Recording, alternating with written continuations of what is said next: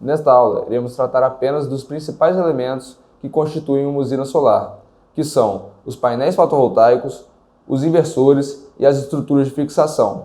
Claro que além destes, existem diversos outros componentes que são essenciais para que seja construída uma usina, mas o seu custo é ínfimo em relação ao total. Por isso, vou deixar para falar um pouco mais deles nos próximos módulos do curso. Vamos começar pelos painéis. Os módulos fotovoltaicos são talvez a parte mais divulgada e conhecida da energia solar.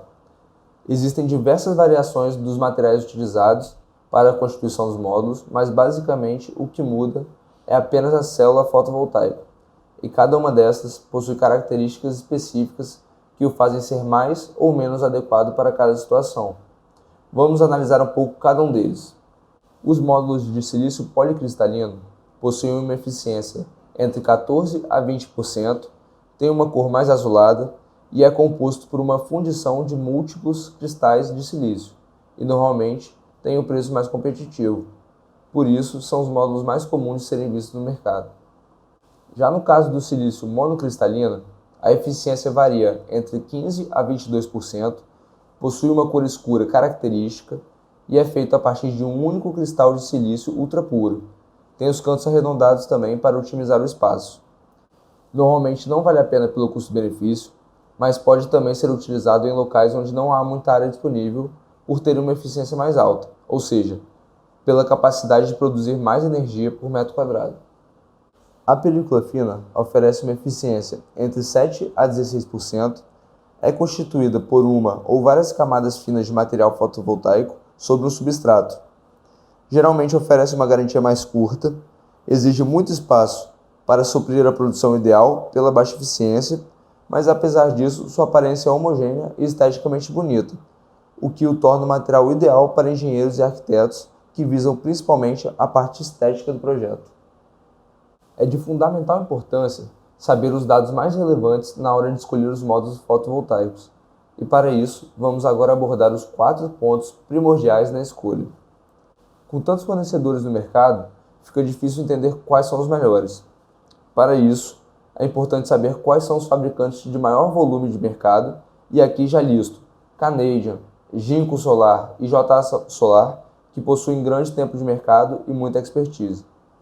Agora, quais são os representantes desses fornecedores? Ou seja, quem comercializa esses produtos por aqui? Esses fornecedores são de confiança? Como é o pós-venda deles? Com essas perguntas em mente, você consegue entender a relação entre pré e pós-venda dos produtos, que são tão importantes ou até mesmo mais do que o preço praticado por eles. A potência nominal nada mais é do que a potência que a placa trabalha com maior eficiência e menor desgaste ou perdas. Hoje é comum vermos no mercado placas indo de 270 a 370 watts, mas é muito importante saber a potência por metro quadrado. Por exemplo, a placa de 370 watts tem 2 metros quadrados, então sua potência nominal é de 185 watts por metro quadrado. O coeficiente de temperatura geralmente está expresso em percentual. Se esse percentual for muito alto, em dias com temperaturas elevadas, o desempenho do sistema cai. Um coeficiente aceitável está entre 0,4% e 0,5%. Acima de 0,6% já é alarmante e abaixo de 0,3% é um ótimo sinal para o painel solar, principalmente em países que são muito quentes como o Brasil.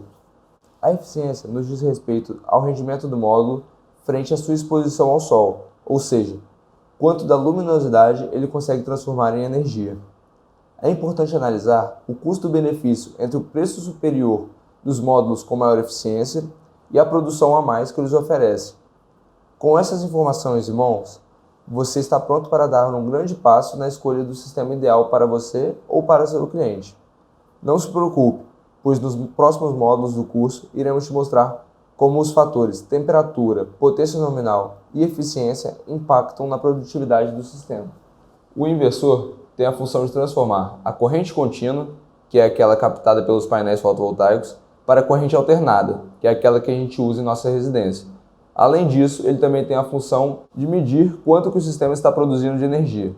A eficiência de um bom inversor gira em torno de 98%, e os produtos do mercado não se diferem muito disso. Sua potência é medida em kW. Vamos agora entrar nos inversores on-grid. Os on-grid são os mais utilizados por trabalharem sem baterias, injetando assim toda a energia que fora produzida e não consumida na hora na rede da concessionária.